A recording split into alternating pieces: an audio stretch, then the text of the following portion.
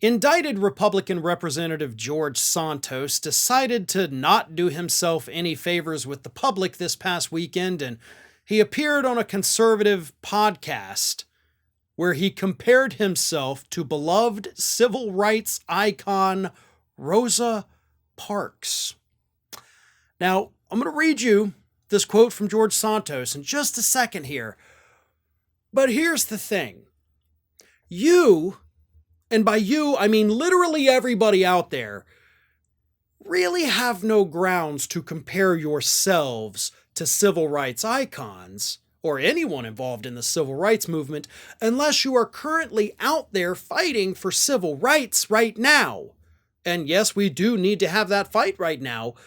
But if you're not actually out there doing things to bring equal rights to individuals, to persecuted individuals, then don't ever invoke civil rights icons by comparing them to yourself. Especially when you're somebody like George Santos, who is under multiple counts of an indictment for fraud, embezzling, and all kinds of things, where he is likely going to spend a couple decades behind bars. But Santos himself doesn't see it that way. He sees himself as the victim. He is Rosa Parks on that bus saying, "I'm not giving up my seat." So here's what this little nitwit had to say.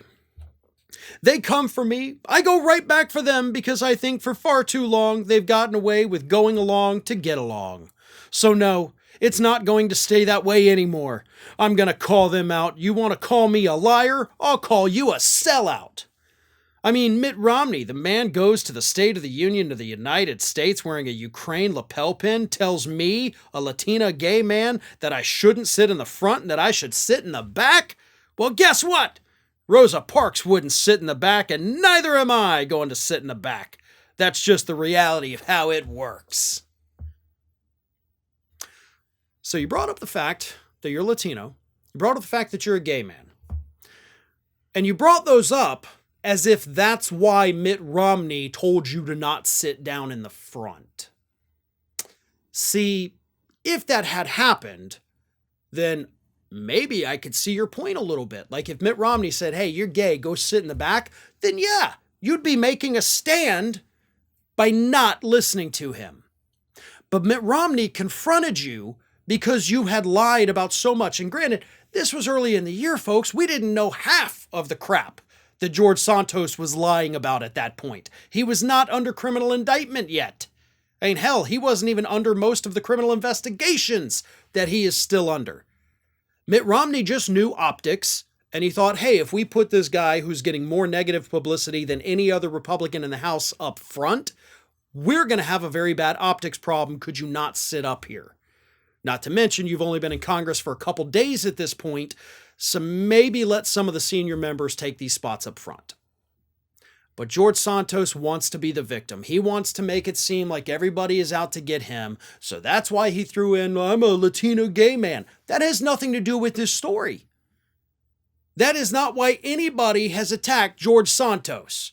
Nobody is coming for this man because of his ethnicity or because of his sexuality. Those are not things that you are being attacked for, from the left at least. Maybe, I'm sure there's some people on the right who are unhappy about those things.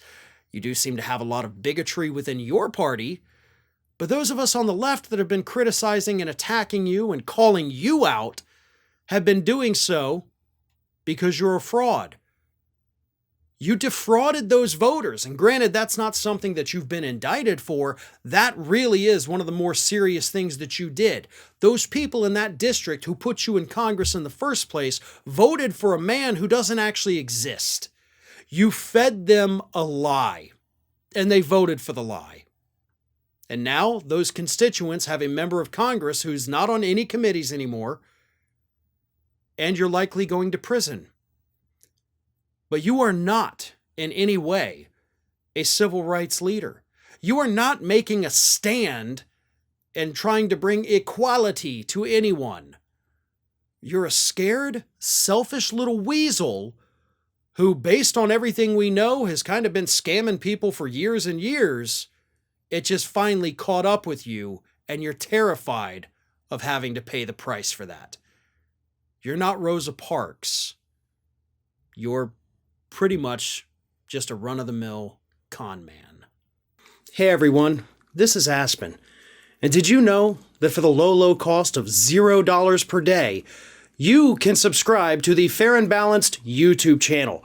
We also encourage you to like, comment, and share, but again, click that subscribe button and help Aspen not be so grumpy.